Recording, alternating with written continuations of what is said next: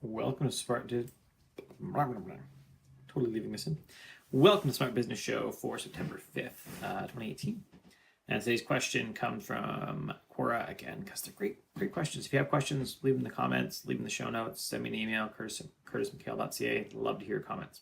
Anyway, today we're going to talk about the question, how do I become a freelance web developer? And I actually think that that is possibly the wrong first question, because the right first question, or a better first question, is when is the right time to become a freelance web developer?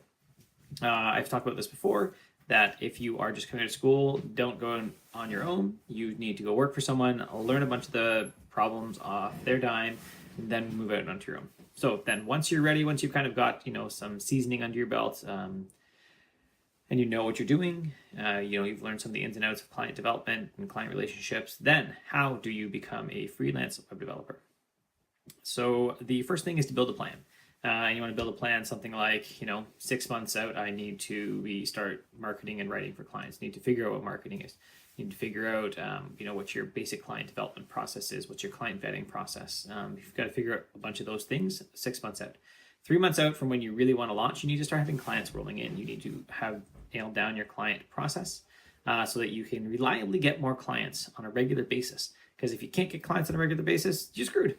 That's just not gonna work. And then the other thing you need to do is you need to negotiate with your spouse. You need to talk to your spouse or your partner if you have one and find out what they think as you go through this process. Do they think you need 6 months saved or 9 months saved? And what do you do? How do you negotiate this? Where are you going to work? Right? I'm working in my bedroom now, and then our next house, which we'll move into next month, so October 1st.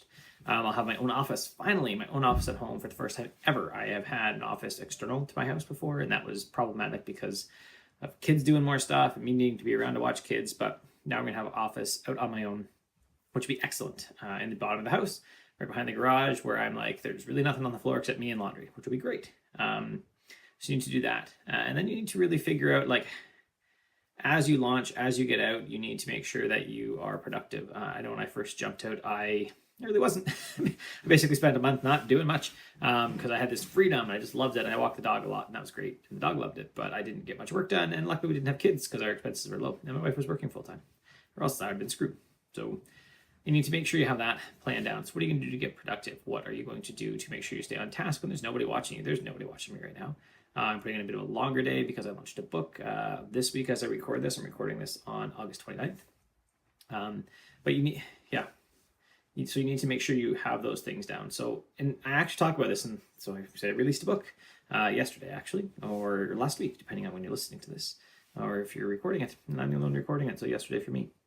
So in that book, I actually talk about a bunch of this. So in part one, I talk about kind of where you need to be, how to plan where you want to go. And this is all about planning, sitting down with your spouse, your partner, and figuring this out together, knowing what aspects of business and of life you want to have. Part two is all about controlling your time, which I just talked about being productive, about being focused with your time, building an environment that's conducive to you working well. And then part three is all about building that transition while testing your ideas in the market, building a good transition so you don't just kind of hop out on your own and just be screwed. Because that sucks. You don't want to do that. You want to hop out on your own and hopefully run a good, long, successful business. I've been running this for 10 years now. So running a business, 10, maybe more than 10, I have to look. But anyways, running your business for a long time on your own in the way that you want to run it, right? I haven't grown past me. I've had a contractor here and there, but I just want to be me. I don't want to have a bunch of other people relying on me. I like working just for myself. I like building what I build. I like picking my clients well, and I like not having to chase revenue as much as some other people do. So all that is in the third part, how to build your plan, how to negotiate with your spouse, and just how to do it well and still live the life you want to live.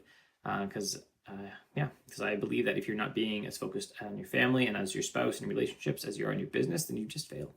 So you can grab that. There'll be a link in the show notes. The book's called The Art of Focus. There'll be a link in the show notes for that. If you want to look it up, you can just look up probably my name, Curtis McHale, CurtisMchale. On Amazon is probably the easiest way to find it, actually.